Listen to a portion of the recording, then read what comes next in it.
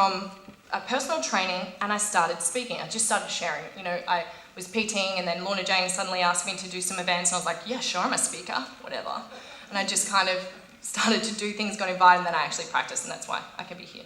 So I went from here, I went from personal training into speaking, and that's what I'm doing now. But the thing that I learnt most was that I was driven from a place of, yes, wanting to help people, but what I didn't have under control was my strategies. I didn't know how to run my business, and I was also a little bit scared. Like, am I a failure? Like, I've left my identity of being who I was behind. What am I now? Like, do I have any worth? I'm sure mothers feel like this when their kids go to school just a little bit, or if you lose your job and you have to go somewhere else. Is this making sense? Just nod your head so I know you're awesome. Cool. So I didn't really know who I was, so I was a little bit fearful. And I ran a retreat. I wanted to teach people about this prevention stuff, and I got all these different speakers, all these different health experts from around the world, and I ran a retreat up in Byron Bay. Now, remember, I was young 20s, no business experience. I just wanted to make stuff happen. And I overworked 100%. And I was living on about 4 hours sleep for maybe 8 months.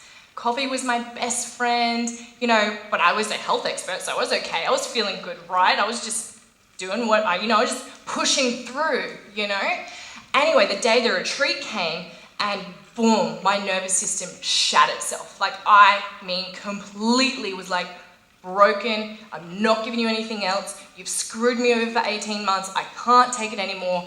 And I had hit beyond, I was beyond adrenal fatigue. Like, I had nothing. And my nervous system broke down, broke out in all these rashes. And I somehow, and I was vomiting and it was coming out other places, and I still ran the retreat somehow. It was just like, it's kind of blank to me.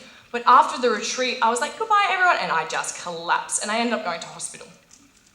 And I had acute kidney and liver failure because there were so many toxins going through my body because I was in fight and flight. How many of you know what fight or flight are? Just raise your hand if you know, right? So we're educated bunch. I love it. Good work.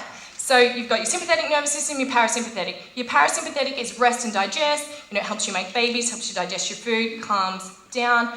Most people these days live in sympathetic, which is only meant when we need the energy and that boom, boom, boom to get away from something like a lion in the jungle. But we're usually on in that state for so much of our lives now because of our ordinary day. We wake up, we're like, oh my God, I've got to do kids and I've got to do this and I've got to go to work, and what about, I've got to pay my bills, and what about Facebook, and what about what people think of me? These stresses set off fight or flight, and they're subconscious and they just go, go, go, go, go. So I remember being in hospital, and I remembered this voice in my head, and she was my spiritual mentor all the way through when I was doing the personal training, and she was always like, Amber, you need to go to yoga. Amber, you need to meditate. And I was like, man, I don't have time for that. I do that. I've got way too much to think about. I remember even going to a yoga class, and I went to Bikram yoga, and it was 90 minutes, and I was like, this is so hot. And 90 minutes? Do you know what I could do in this time right now? Are you joking? I have 90 minutes.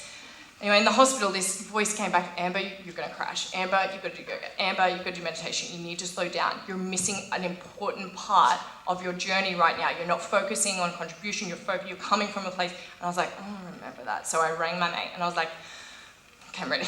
You're right. And she taught me about connecting my mind and my body together. She taught me about being able to listen to the signals of my body. And she taught me most of all how to come from a place of love instead of a place of fear.